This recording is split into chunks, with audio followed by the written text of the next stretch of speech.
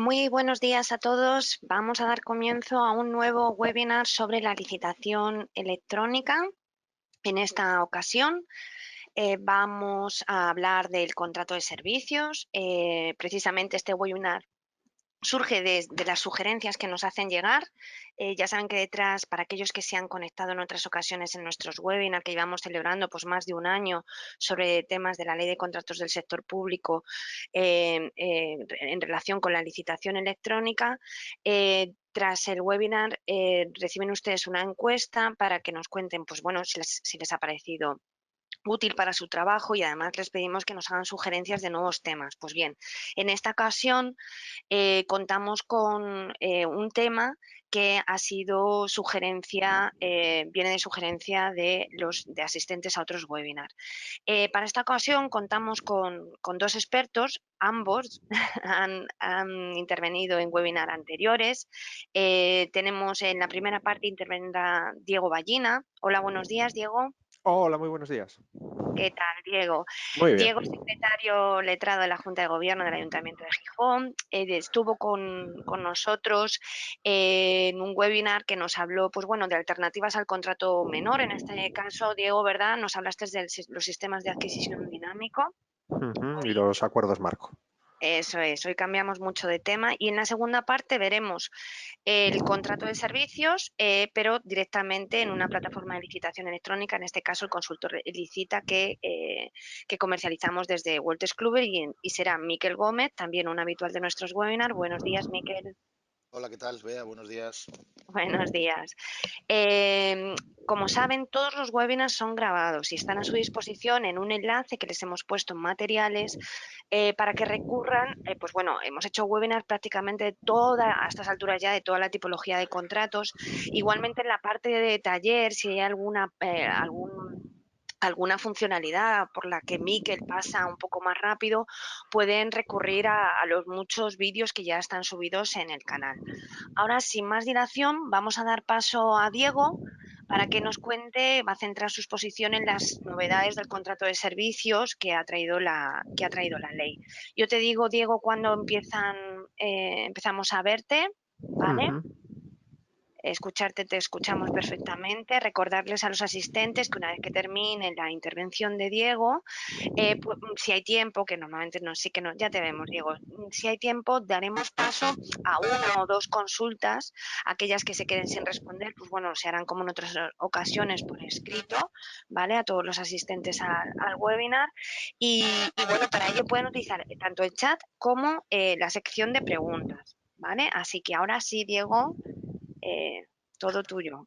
Muy bien, pues nada, muchísimas gracias a todos los asistentes y bueno, como siempre, muchas gracias a Wolters Kluwer por la invitación y a Bea por la amable organización.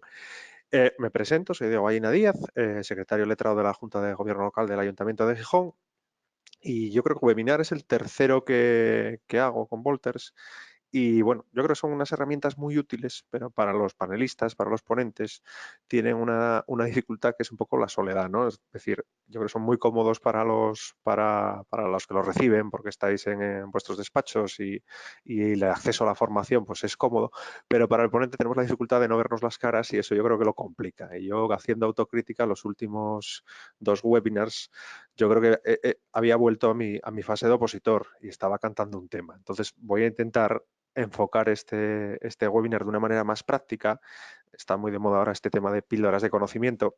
Como el ámbito es muy amplio, el contrato menor, yo quería centrarlo pues, en 10 aspectos, ¿no? 10 aspectos novedosos que tenemos que tener en cuenta con la nueva ley e intentando además darles una visión práctica de cómo los tribunales de resoluciones contractuales, tribunales administrativos de contratación, están interpretando esos aspectos que son novedosos, que pueden resultar polémicos, que creo que es la senda que tenemos que seguir. Bueno, pues desde esta perspectiva, como el tiempo es corto, pues vamos a comenzar. De primera novedad que tenemos que tener en cuenta con el contrato de servicios, es el concepto. El concepto de contrato de servicios ha ido evolucionando. Ya veíamos en la anterior ley, en la de 2007, que el contrato de servicios se planteaba como un contrato residual. Nos dice la ley, nos decía la anterior y nos dice la actual, que son prestaciones de hacer consistentes en el desarrollo de una actividad dirigidas a la obtención de un resultado distinto de una obra o suministro. Por tanto, no tiene una definición positiva, sino negativa. Es todo aquello de hacer que no sea una obra o suministro. Lo único que tiene vedado el contrato de servicios es el ejercicio de autoridad inherente a los poderes públicos, aquellas actuaciones vinculadas a la capacidad de imponer conductas a los particulares, que es lo que no se puede licitar por el contrato de servicios. La novedad que nos incorpora esta Ley 9/2017 es un nuevo concepto de concesión de servicios públicos, ¿no? Un contrato nuevo que sustituye al tradicional de gestión de servicios públicos y que es un contrato que se relaciona con el contrato de servicios a través del concepto de riesgo operacional. Cuando un determinado contrato, el riesgo operacional se lo transmitimos al contratista, un contrato de servicios pasa a ser una concesión de servicios. Es decir, ya no existe esa diferenciación que era un poco la que se solía distinguir entre nuestro contrato de servicios y el de gestión de servicios públicos en función del destinatario de la prestación. Eso ya no es relevante. El concepto relevante para distinguir el contrato de servicios del de concesión es el concepto de riesgo operacional. De hecho, la propia ley en el artículo 312, es un artículo que es novedoso, nos habla de unas especialidades de los contratos de servicios que conlleven prestaciones directas a la ciudadanía. Es decir, hay contratos de servicios en el que el destinatario de la prestación no va a ser la propia administración o el poder adjudicador, sino que van a ser los ciudadanos. La diferenciación entre ese contrato de servicios y el de concesión de servicios es el concepto de riesgo operacional. ¿Quién lleva el riesgo de la operación? Otro elemento novedoso dentro del contrato de servicios es la desaparición de las categorías. Ya no tenemos grupos de contratos de servicios y ya no existen distintas categorías o grupos de contratos de servicios que no estén sujetos a regulación armonizada. Lo que cambia ahora son los umbrales, ¿no? Esos umbrales de regulación armonizada se mantienen, bueno, pues la clásica distinción de 144.000 euros o similar para la Administración del Estado y 221 para la Administración autonómica y local, pero ahora aparece un nuevo importe, que son 750.000 euros, que son para contratos de servicios sociales, a partir de esa cantidad están sujetos a regulación armonizada, y también para otros servicios enumerados en el anexo 4 de la ley. Un anexo que tiene una importancia cardinal, ¿no?, dentro de la ley. A la hora de licitar un contrato de servicios, una de las primeras cosas que tenemos que comprobar es si se trata de un servicio incluido en el anexo 4, porque eso nos condiciona no solo a la regulación armonizada, sino también los criterios de adjudicación. Lo veremos un poco más adelante, pero nos condiciona los porcentajes de los criterios de adjudicación. Novedad también en el contrato de servicios, el plazo de duración. Se define en la nueva ley como que los contratos pueden tener una duración máxima de 5 años, pero ahora ya no existe el límite de que las prórrogas no puedan ser superiores al plazo inicial de duración del contrato. Es decir, es perfectamente posible que tengamos un contrato con una duración inicial de 1 año y prórrogas sucesivas hasta el 5º. Eso con la anterior normativa no era posible, con la Ley 9/2017 sí que lo es. También nos matiza que vamos a poder incluso superar ese plazo máximo de 5 años en varios supuestos.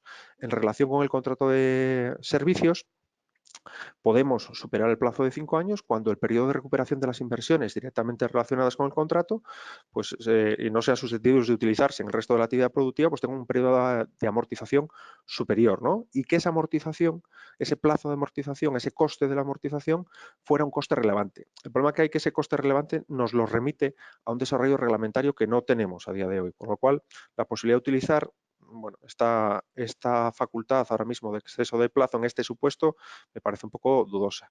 También nos habla del contrato de servicios de mantenimiento cuando tengamos que hacerlo por cuestiones de exclusividad con el proveedor del bien, es decir, podemos vincular la compra de un bien con ese mantenimiento del mismo cuando tenga un derecho de exclusiva el proveedor, y también se prevé una posibilidad de superar ese plazo de duración en los contratos de servicios relativos a los servicios a las personas, ¿no?, vinculado generalmente a la continuidad de los tratamientos de los usuarios. Otra novedad relevante, la acreditación de la insuficiencia de medios.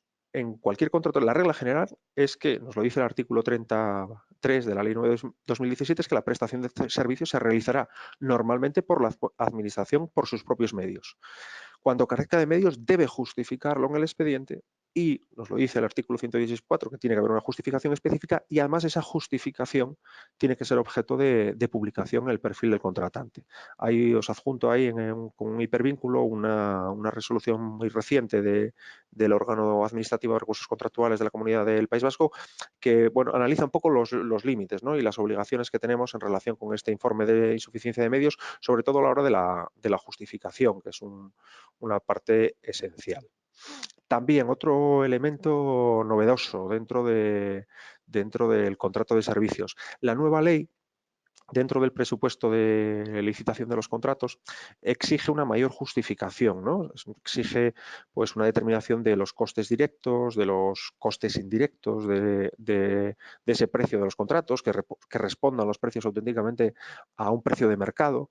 Pero incluso en el artículo 100.2 va un paso más allá, ¿no? Y nos dice que en los contratos en que el coste de los salarios de las personas empleadas para esa ejecución formen parte del precio total del contrato, el presupuesto base de licitación indicará de forma desglosada y con desagregación de género y categoría profesional los costes salariales. Entonces, se estaba planteando hasta qué punto hay que desglosar los costes salariales en los contratos de servicios. Si alcanzaba a todos aquellos en los que había trabajadores vinculados a la prestación o si esto era más restringido. Pues una resolución muy reciente del Tribunal Administrativo Central de Recursos Contractuales se alinea en esta segunda postura. Entiende que ese desglose de costes salariales solamente es obligatorio cuando esos trabajadores vinculados al contrato que es objeto de licitación prestan sus servicios en exclusiva para la administración o el poder adjudicador licitante.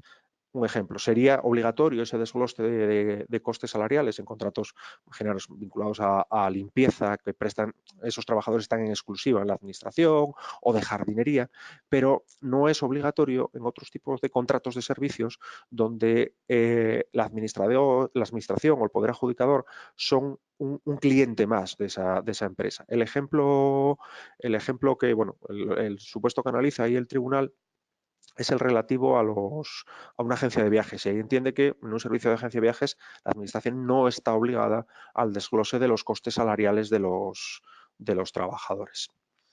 Vinculado con esto, también una cuestión novedosa, la posibilidad de imponer dentro del convenio colectivo, el convenio colectivo sectorial, en el marco del contrato, a efectos salariales. Aquí la interpretación que está dando el Tribunal de Recursos Contractuales se apoya en esta previsión que tiene la ley de contratos en relación a los pliegos, ¿no? Dice, como un contenido necesario del pliego de cláusulas administrativas particulares, nos habla de la obligación del adjudicatario de cumplir las condiciones salariales de los trabajadores, conforme al convenio colectivo sectorial de aplicación. Bueno, sobre esta base, interpreta el Tribunal de Recursos Contractuales que esto es una obligación que nace ex contractu, ¿no? Una obligación contractual que la administración sí que puede imponer. Es decir, no es ni una condición especial de ejecución, ni se vincula a un criterio de adjudicación. Es una obligación de naturaleza contractual que viene de los pliegos, pero que a su vez de los pliegos viene de la ley, que nos impone ese contenido como necesario y obligatorio, ¿no? Subrogación, otro tema que suele dar bastantes quebraderos de cabeza a la hora de elaborar los pliegos y que tiene una novedad importante y cuyo alcance todavía no está muy claro dentro de la ley. La subrogación, bueno, tiene como posibilidad o como fuente pues tanto la existencia de un convenio sectorial que la prevea y también la posibilidad que sea una aplicación directa porque se den las circunstancias del artículo 44 de los Estatutos de los Trabajadores. La dificultad que se solía también plantear en el ámbito de la subrogación, aparte de estos dos supuestos, era cómo funcionaban los centros especiales de empleo, que como vemos dentro de la ley tienen una importancia creciente vía reserva de contratos.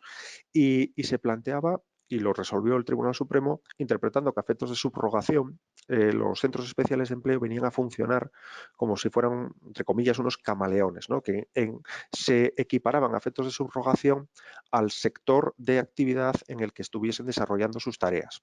Por ejemplo, si entraban a prestar un servicio en el ámbito de jardinería, un centro especial de empleos, pues como ese convenio sectorial de jardinería prevé la subrogación, tenían que asumir la subrogación de ese personal.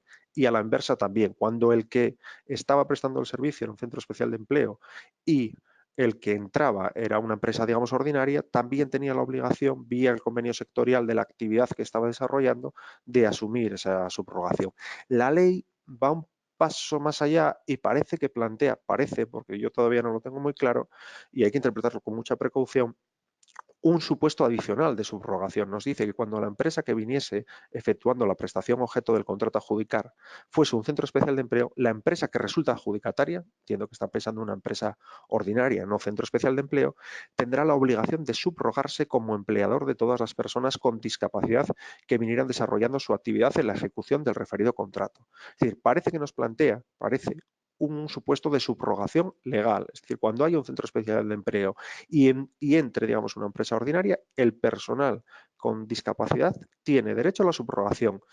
Yo a mí esto me plantea dudas, ¿eh? No conozco todavía una interpretación porque parece ir más allá de la jurisprudencia del Supremo que exigía la previsión dentro del convenio. Entonces, bueno, esto yo creo que hay que tenerlo en cuenta, sobre todo cuando tengamos una prestación en la que esté un centro especial de empleo, tener en cuenta esta previsión, pero también considero que hay que interpretarlo con precaución a día de la fecha y esperar que se vayan pronunciando los distintos tribunales. Otro elemento novedoso en relación con los criterios de adjudicación y su naturaleza social, ¿no? Los criterios de adjudicación, de conformidad con las directivas comunitarias y lo que prevé la ley, tienen que tener una serie de requisitos, ¿no? Su vinculación al objeto del contrato, su formulación de manera objetiva, con pleno respeto a los principios de igualdad, no discriminación, transparencia y proporcionalidad, y también garantizar la posibilidad de que las ofertas sean evaluadas en condiciones de competencia efectiva. Bien, sobre estos principios, pues los criterios de adjudicación de naturaleza social vinculados a los propios objetivos de la ley, pues los tribunales estaban admitiendo una vinculación al objeto del contrato bastante más laxa, ¿no? Era un concepto más abierto de la vinculación al objeto del contrato y se estaban admitiendo los criterios de adjudicación sociales en contratos de servicios pues vinculados al incremento de salarios, medidas de conciliación de la vida social y laboral, imaginaros guarderías, horas de compatibilización, bueno, toda una serie de medidas. Lo que pasa es que en esto ha habido un giro muy importante por el Tribunal Administrativo Central de Recursos Contractuales. Una resolución también bastante reciente que es referida a un contrato de un servicio de limpieza en la televisión pública asturiana. Pasa de ese concepto amplio, entendiendo que los criterios sociales en cuanto a mejora de la calidad de las condiciones de trabajo de las personas vinculadas a la ejecución del contrato estaban vinculados al propio objeto contractual, a entender justamente lo contrario, que no están vinculados, que no suponen una mejor prestación del servicio y que por tanto no se pueden utilizar como criterio de adjudicación. No obstante, permite su utilización, que quizás es el ámbito más natural y más seguro jurídicamente ahora, como condición especial de ejecución. No obstante, incluso la propia resolución cuenta con un voto particular. Y también pone en solfa, y yo creo que eso sí que de manera definitiva, la posibilidad de valorar como criterio de adjudicación en contratos de servicio el incremento de retribuciones de los trabajadores, porque entiende ahí que no es que falle solamente la vinculación al objeto del contrato, sino que no permite establecer una comparación entre las ofertas, de tal forma que a una empresa que ya esté pagando salarios por encima del convenio no hay esfuerzo en su oferta, es decir, no le supone ningún esfuerzo adicional, mientras que otra empresa sí que podría estar realizando un esfuerzo adicional para poder llegar a ese nivel de precios. Con lo cual, ese impedir la comparación entre las ofertas entiende que impide la utilización de ese criterio de adjudicación. Otro criterio importante que además ha sido aplicado por los tribunales y que tenemos que tener en cuenta siempre es la regla general que hay en los contratos de servicios de utilización de más de un criterio de adjudicación. Nos dice la norma que en los contratos de servicios, el artículo 145, salvo que las prestaciones estén perfectamente definidas técnicamente y no sea posible variar los plazos de entrega ni introducir modificaciones de ninguna clase en el contrato, ahí es cuando podremos utilizar el precio como único factor determinante de la adjudicación.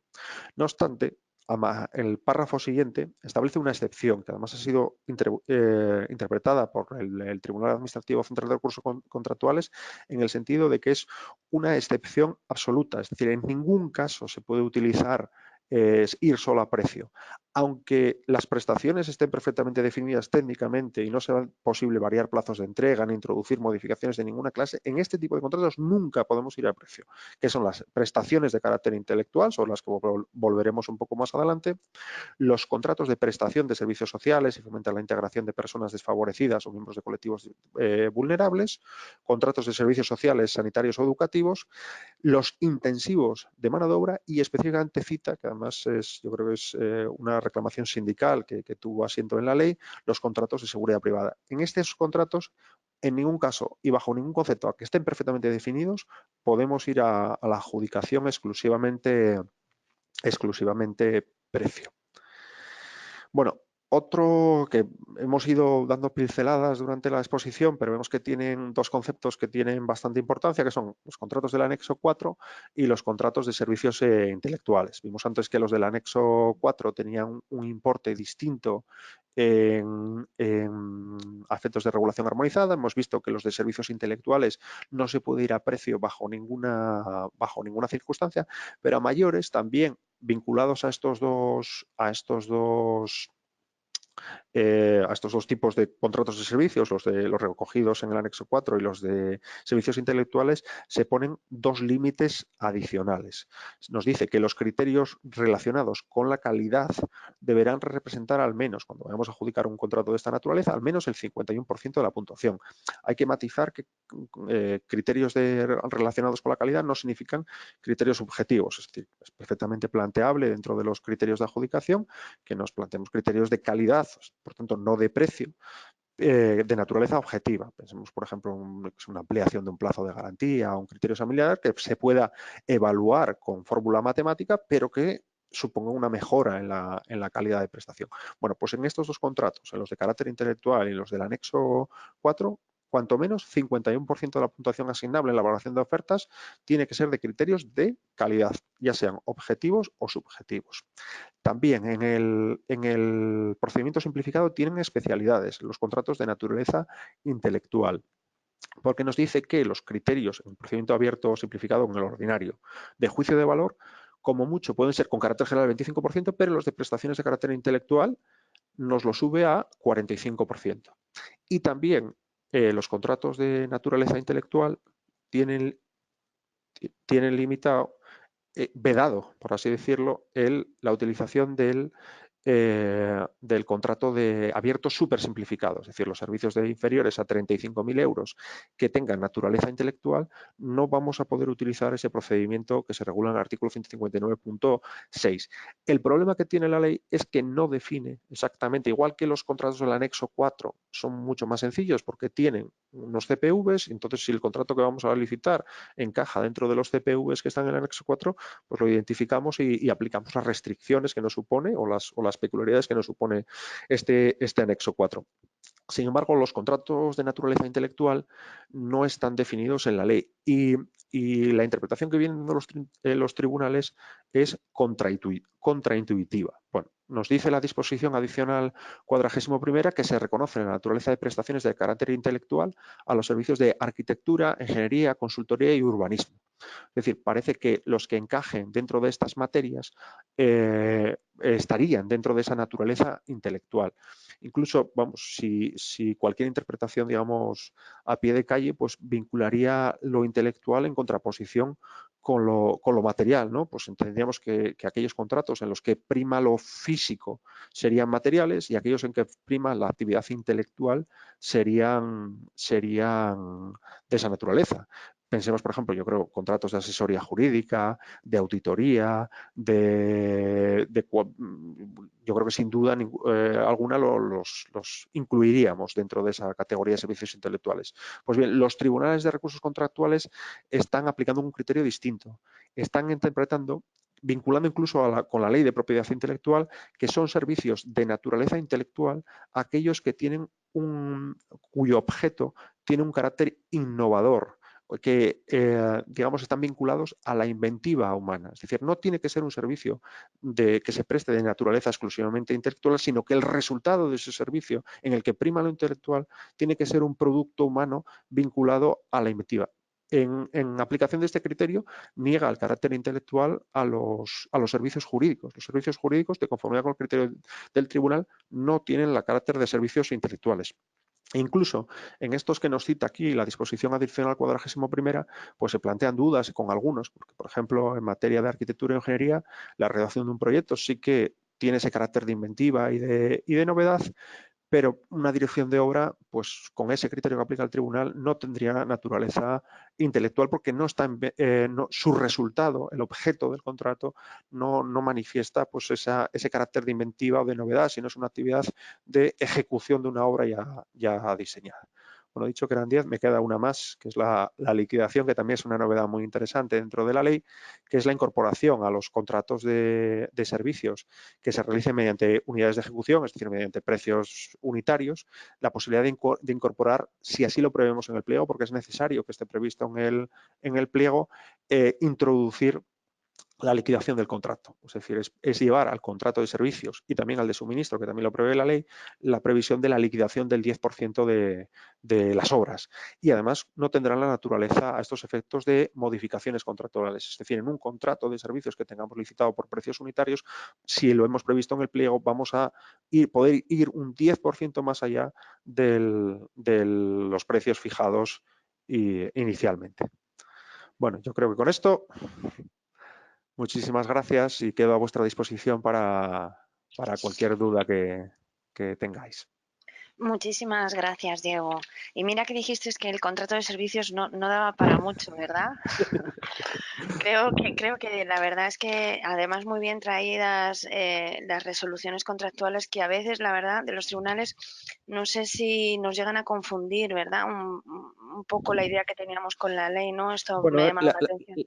la ley tiene que ir asentando, ¿no? Es decir, tú tienes una nueva ley, además una ley compleja, como es la ley de contratos, y necesita un tiempo, ¿no? Y los tribunales son los que poco a poco, además yo creo que los tribunales, las juntas consultivas, los tribunales de resoluciones contractuales, son los que van haciendo esa labor como de ir posando y de cosas o de conceptos que necesitan pues una vuelta, una integración con otras normas, y estamos ya en esa fase, ¿no? Llevamos ya casi 2 años con esta ley y ahora sí que las resoluciones empiezan a ser tremendamente interesantes.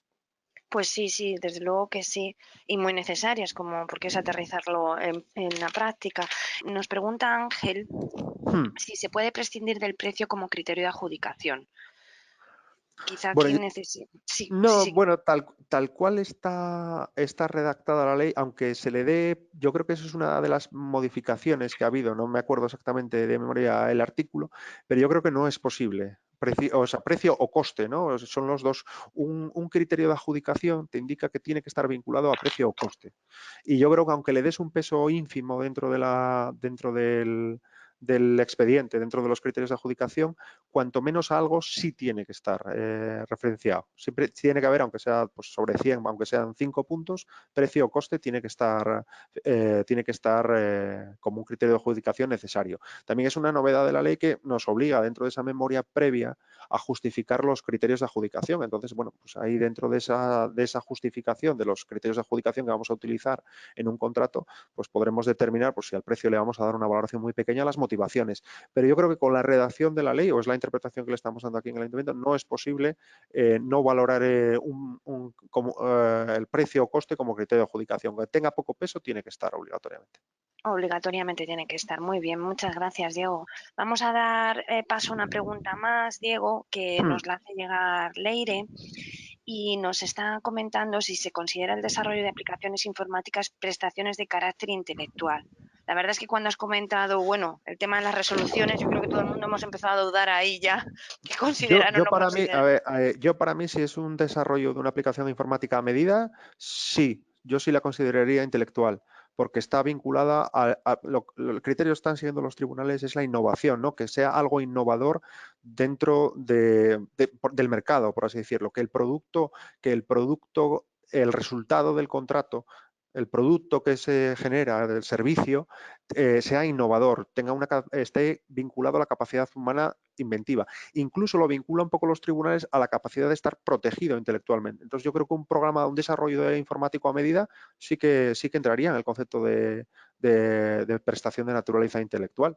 Un asesoramiento, un contrato de auditoría, que a mí también, yo inicialmente lo interpretaba como algo intelectual, pues un contrato de auditoría pues no estaría dentro del criterio de intelectual, o un contrato incluso de servicios jurídicos, que específicamente es la resolución esa. Ahí no hay nada innovador, no está vinculado a la inventiva humana, por tanto no es intelectual. Yo creo que en esto la ley ha estado un poco, le da una importancia a ese concepto de servicios intelectuales, pero que no nos lo define. Quizás lo más lógico es que lo hubiera vinculado a una serie de CPVs y nos hubiera ahorrado trabajo a todos, porque ahora tenemos que ponernos a interpretar. Efectivamente, sí, sí. Habría además, bueno, alguien incluso podría ponerse ya a la labor, ¿no? Ya que no nos lo han hecho.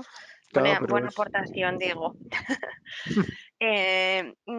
Una última, y ahora sí ya consulta vamos a dejar pasar. El resto, como les digo, no pasa absolutamente nada, se responden por escrito y para que lo reciban el resto de asistentes, ¿no? Porque puede ser de interés para el resto de asistentes.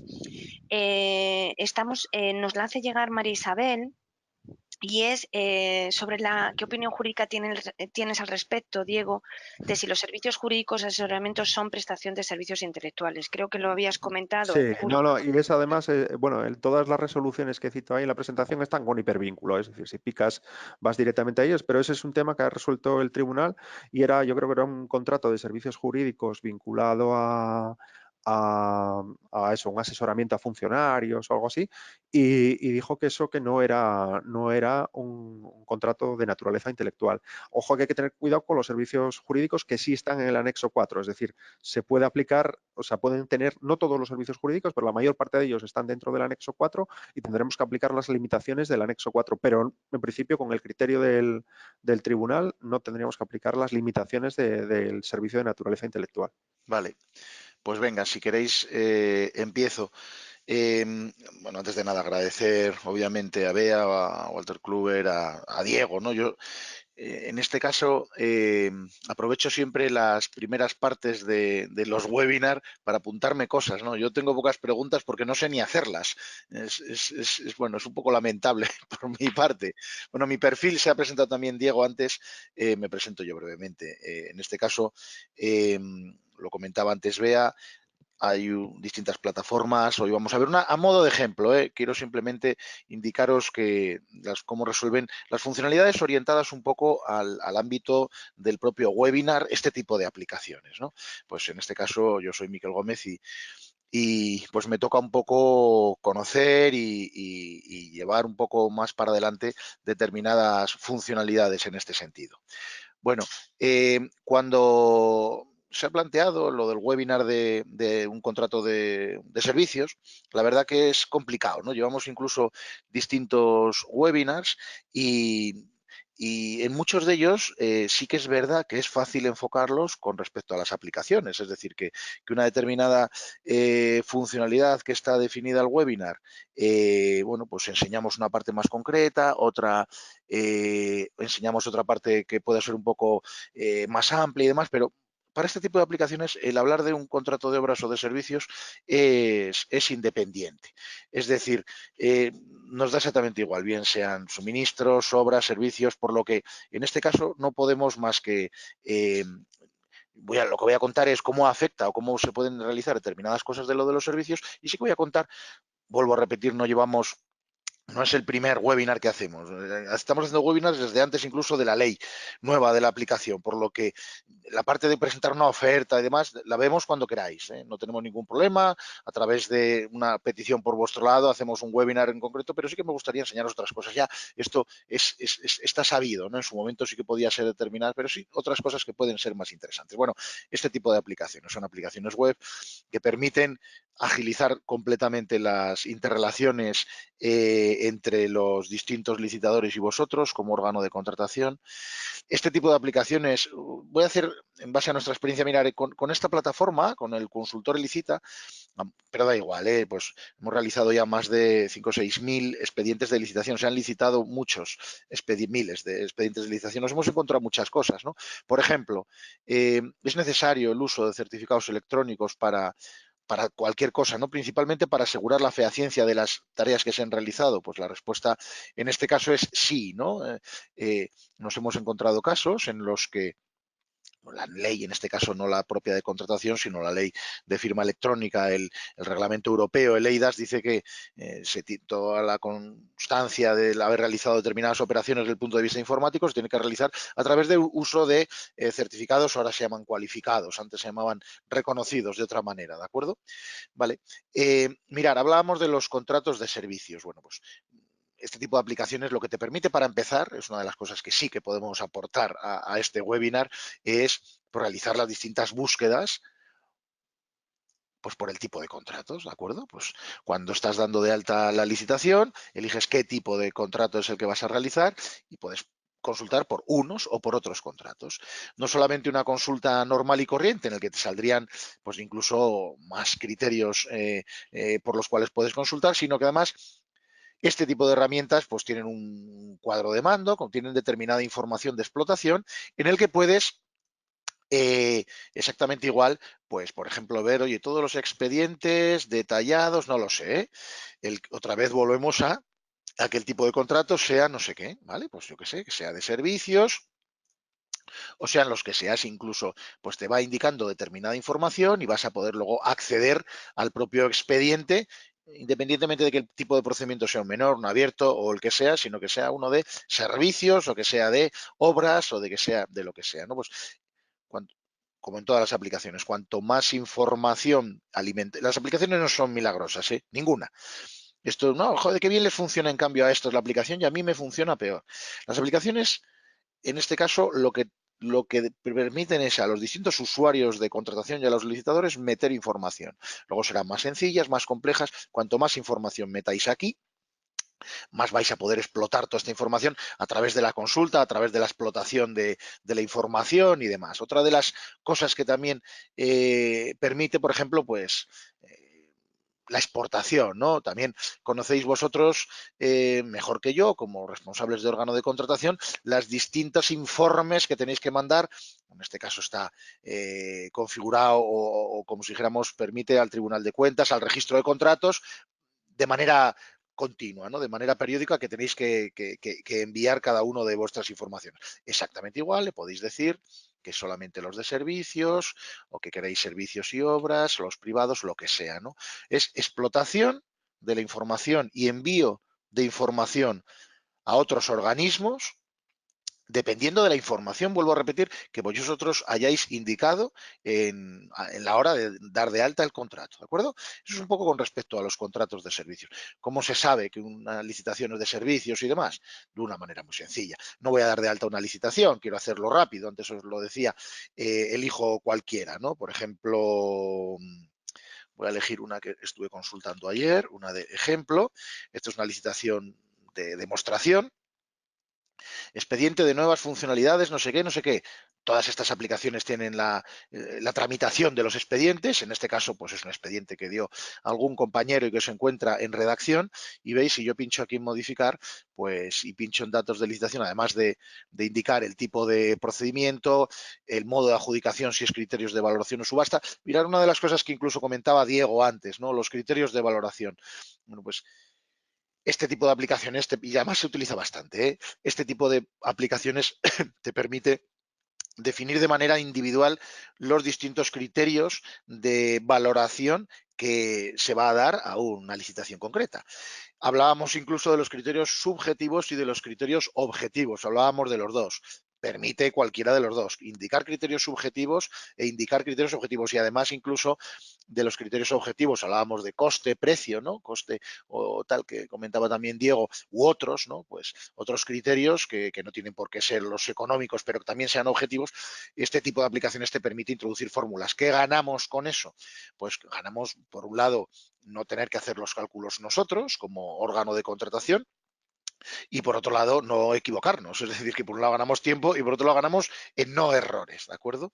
Es una funcionalidad también que es muy clásica y, por cierto, totalmente segura. Nosotros, independientemente de que el licitador a nosotros nos envíe, lo que tiene de bueno estas aplicaciones son la transparencia, ¿no? Es decir, que según una determinada información, voy a llamarlo por ahora información y ahora la hago una vuelta de tuerca, según determinada información la remiten los licitadores, por ejemplo, ¿qué puede ser una información? Lo hablábamos, un documento, una oferta técnica, lo que sea, pues, o que nos manda un dato en concreto, como puede ser este concurso, yo me presento por 175.000 euros, por 34.000 euros, toda esa información se encuentra guardada de manera segura para que solamente tras que ocurran determinadas circunstancias, tras que se compongan, en caso de que así sea, las mesas de contratación, pues puedan realizarse la apertura en ese sentido, ¿vale? Voy a enseñaros esta parte de cómo se da de alta, que es muy sencillito. ¿De acuerdo? Pues el tipo de contratos, pues este lo miré ayer, es uno de servicios, puedes dar de alta exactamente. Luego hablaba de las clasificaciones, en este caso también Diego hablaba de las materias CPVs, materias de CPAs, exactamente igual que todo. Bueno, algunas de las cosas que también hacen este tipo de aplicaciones, pues por un lado, permiten esa generación de documentos, independientemente del tipo de contrato, ¿vale? Me voy a salir ya un poco ya, voy a hablar 5 o 7 minutos, independientemente del tipo del contrato, lo que te permiten es, pues bueno, pues realizar, por un lado, esta tramitación previa al propio proceso de licitación. Que vosotros ya tenéis una herramienta propia de gestión interna de expedientes, bien sea horizontal o específica para contratación, pues perfecto, no hay ningún tipo de problema. Este tipo de aplicaciones lo normal es que con una labor de integración se puede realizar esa integración y que hablen las dos aplicaciones. Que no tenéis esa aplicación, pues de manera muy sencilla, este tipo de aplicaciones te permiten ir generando los distintos documentos, pum, pum, pum, ir subiendo aquí. Aquí hay uno, ¿de acuerdo? Pues un documento normal y corriente que no sé incluso qué contendrá. Bueno, pues una cosa, resolución del órgano de contratación aprobando el procedimiento, y va sustituyendo, en este caso, pues es a modo de ejemplo, va sustituyendo determinados campos con la información que vosotros habéis ido introduciendo durante la tramitación del expediente, ¿vale? Con eso yo qué consigo, lo cierro, con eso lo que consigo es tener un conjunto completo de documentos aquí que se van a ir incluso completando durante la fase de licitación con las actas, con las ofertas, las vemos aquí, con las notificaciones que nosotros enviamos como órgano de contratación a los distintos licitadores, ¿vale? Pues todo lo vamos a ir viendo dentro de estas pestañas y vamos a tener este expediente electrónico de manera completa aquí. Otra de las cosas que realizan este tipo de aplicaciones, pues la integración con otras, mirad, aquí además hay uno que a nivel de pruebas, la integración con otras plataformas que todos las conocemos de sobra. Por ejemplo, este de aquí, que también lo miré ayer, vuelvo al mismo sitio, fijaros que estoy yendo, pues la integración con la plataforma de contratación del Estado o ahora del sector público, ¿de acuerdo? Adquisición de equipamiento de no sé qué, de no sé qué, de no sé cuántos. Bueno, a través de estas plataformas, lo que nos evitamos, si las utilizamos y nos gustan y no tenemos ningún tipo de problemas, es cumplimos la norma y además utilizamos una herramienta sencilla para la licitación. Es decir, yo gestiono a través del consultor Licita mis licitaciones, las saco a licitar en esta plataforma y hago las publicaciones que quiera hacer dentro de la plataforma del sector público, pues rellenando determinada información, ¿de acuerdo? Este es un caso en el que a modo de pruebas, pues hemos realizado, no tiene a nivel de fechas, como veis, bueno, pues es una prueba, ¿no? Para que esté aquí, deje constancia, pero se ha realizado primero un anuncio previo, luego se ha realizado una rectificación de dicho anuncio previo, se ha realizado un anuncio de licitación, se ha rectificado 3 veces y luego se han subido los pliegos, ¿no? Toda la información, todas las publicaciones que podemos realizar dentro de la plataforma de contratación del Estado, la vamos a hacer directamente desde aquí, pudiendo acceder incluso o realizando una nueva, es decir que no sé si me dejará por el estado del propio expediente, pero bueno, me pide una serie de datos, ¿vale? Que no hay que rellenarlos todos, y en ese conjunto de datos, pues, publicar en la plataforma de contratación del sector público, ¿de acuerdo? Pues es una de las funcionalidades que, vuelvo a decir ya, independientemente de que el tipo de contrato sea de servicios o de suministros, que tienen este tipo de aplicaciones. Nos facilitan la integración con la plataforma de contratación del sector público. Otra de las integraciones, pues bueno, es en vez de con la plataforma de contratación del público, con el registro oficial de licitadores y empresas clasificadas del sector público. Exactamente igual. Echo un poco para atrás. Claro, yo, Miquel Gómez, en este caso, pues yo tengo un certificado electrónico que es Miquel Gómez. Pero bueno, Miquel Gómez, cuando realiza la presentación, la firma de determinada oferta, la hace o bien de manera individual, porque es un autónomo, o bien en representación de, porque en este caso es representación de Walter Kluber o de la empresa que sea. Vale, sabéis, ¿no? No, ya os digo que no es este tipo, pero sabéis que en este caso incluso hay determinados tipos de procedimiento de contratación. Me corregiréis seguramente, pero creo que son los simplificados y los llamados súper simplificados, pues que, ¿no?, que exigen que para la adjudicación de los mismos, pues, bueno, pues que determinada información ya exista, ¿no? Que se encuentre la empresa dada de alta en el registro oficial, ¿no? En ROLECE y demás. Bueno, pues a lo que voy, no voy a la norma, que ya digo, la sabéis mejor que yo, a lo que voy es que no lo sé, a ver esta por ejemplo, que también este tipo de aplicaciones te permiten obtener, a ver si tengo suerte, sí, te permiten obtener online, exactamente igual, pues ahora mismo a las 11:22 del día 24, la información clasificada en ROLECE de la empresa que hayamos consultado. En este caso, pues es una empresa, una sociedad limitada, yo qué sé, un CIF que existe, ¿no? Esta es información incluso pública que se puede consultar directamente a ROLECE. Lo que se gana desde aquí es que se puede hacer desde los propios actos de apertura. ¿De acuerdo? No tenemos que entrar en ROLECE y tal. Bueno, pues, oye, ¿quiénes se han presentado? Estos 5, veamos, no sé qué, la adjudicataria. Pues bueno, pues en este caso la información que tiene inscrita en ROLECE, la que sea, ¿de acuerdo? La distinta información que sea. Otra de las cosas bueno, pues es otra de las informaciones que también quería indicaros. Otra de las cosas que nos hemos encontrado últimamente y que sí que, bueno, pues en este caso pues queríamos indicaros.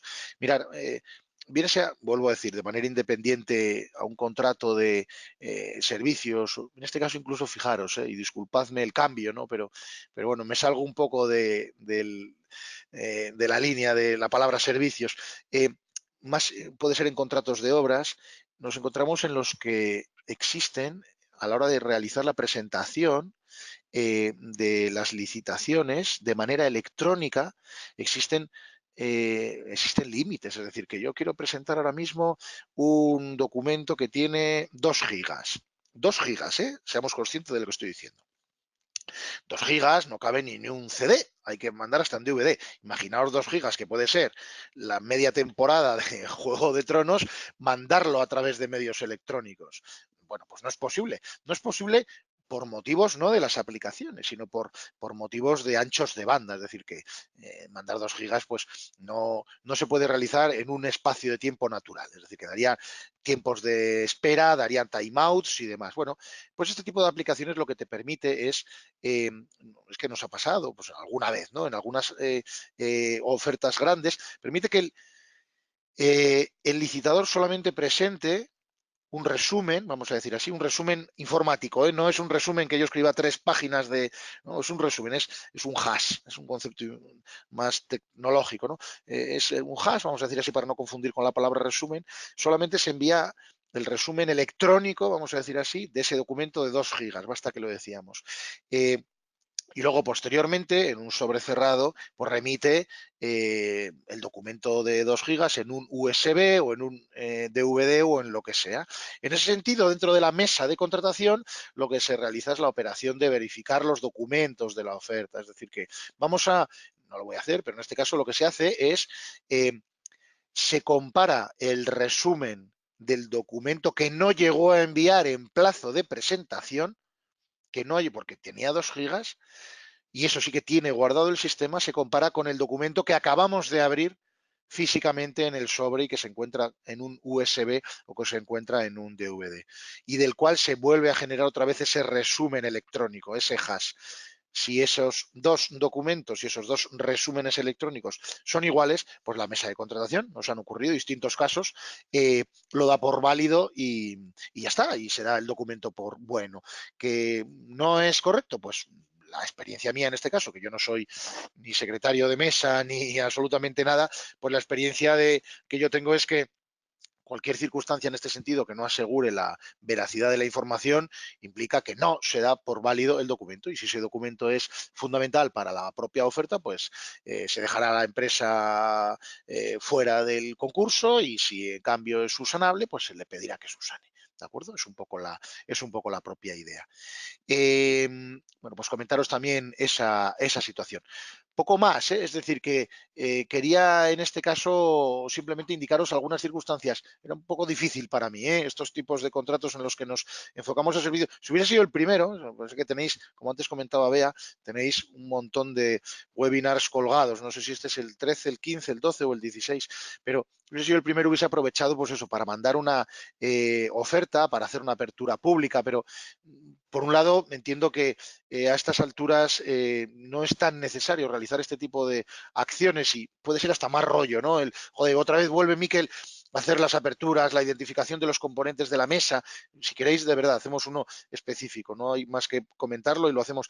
Pero esas partes, es por un lado, que entiendo que más o menos están sabidas, y por otro lado, se encuentran grabadas en los distintos vídeos. Por lo tanto, sí que quiero, por un lado, en mi primera parte, enfocarme un poco a lo que se puede realizar con respecto a los tipos de si son de servicios y de obras, ¿vale? Toda la explotación que se puede hacer, pues bueno, pues en este tipo de aplicaciones es muy importante, vuelvo a repetir, siempre cuanto más información introduzcáis vosotras y informéis, valga la redundancia, a este tipo de aplicaciones, más vais a poder explotarlo, por un lado. Y por otro lado, pues bueno, pues esas integraciones o esas nuevas consideraciones que nos vamos encontrando, y que aprovecho siempre este tipo de webinars para indicarlas.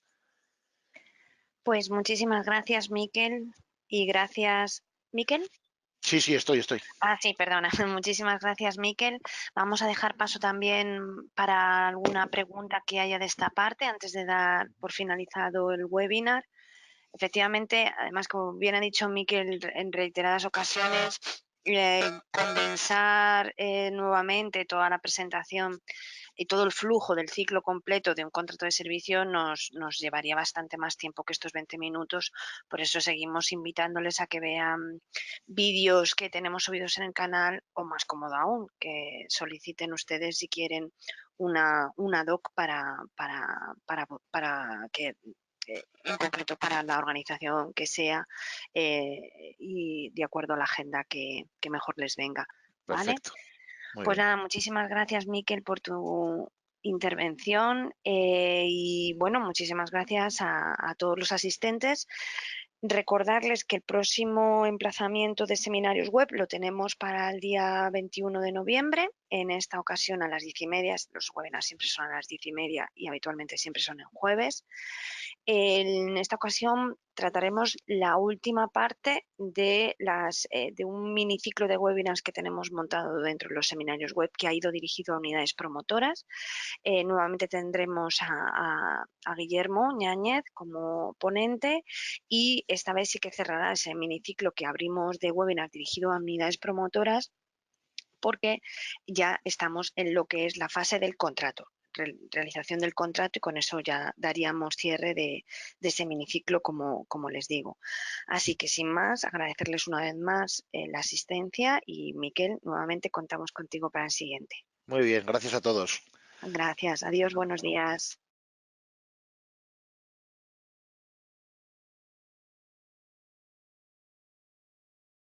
Wolters Kluwer, tu mejor socio.